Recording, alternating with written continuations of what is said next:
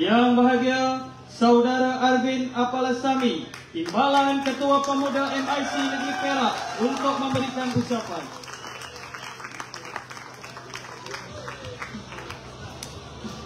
Salam Barisan Nasional. Salam 18,000 anak-anak muda air kuning. Apa khabar anda semua? Apa khabar anda semua? Hidup, hidup! Barisan Nasional! Bangkit, bangkit! Anak muda!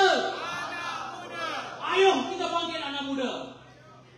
Pada petang ini, saya tidak berhasrat untuk bercakap panjang lebar sebab Chief Akmal sudah bersedia di hadapan saya. Cuma teman mewakili MIC ingin merayu kepada anak-anak muda yang berkumpul, yang membanjiri tapak pada petang ini supaya undilah Barisan Nasional. Sebab apa? Teman contohnya sangat-sangat mendahagakan semangat perpaduan yang cukup kuat pada suatu ketika dahulu. Saya amat mendahagakan semangat perpaduan itu. Tuan-tuan dan puan-puan, ini merupakan satu peluang yang emas, satu peluang yang cukup baik untuk kita menterjemahkan semangat perpaduan yang telah diangkat oleh tokoh-tokoh kemerdekaan kita. Contohnya Tunku Abdul Rahman, Tun Samanden dan Tun Tan Cheng Loong. Sebab apa? Kadang-kadang saya pun kusyuk. Bila lihat pemimpin-pemimpin negara kita ni berbicara tentang perpaduan. Hei pemuda! Perpaduan ini dimulakan oleh siapa? Barisan Nasional. Betul? Kita parti yang bersistem, berstruktur. Kita ada UMNO, jaga orang Melayu, betul? Kita ada MIC, jaga orang India, betul? Kita ada MCA, orang jaga siapa?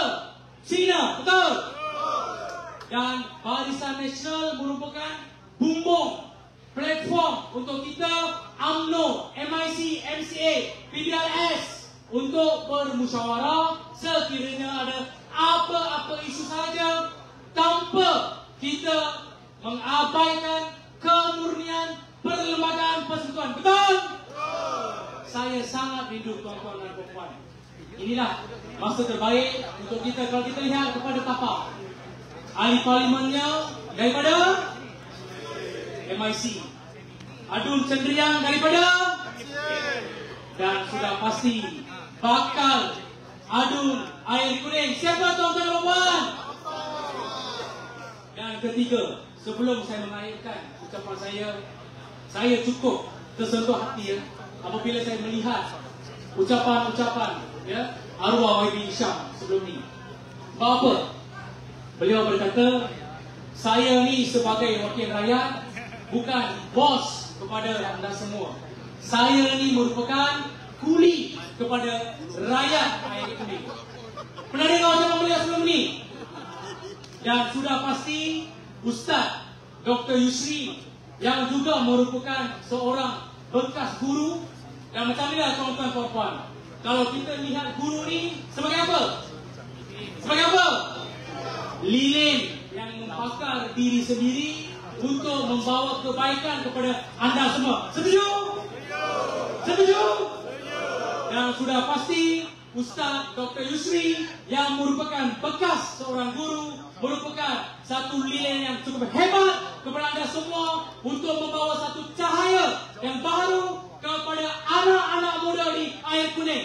Setuju? Hidup PN! Hidup PN! Hidup PN! Sekian, terima kasih. Baik, terima kasih.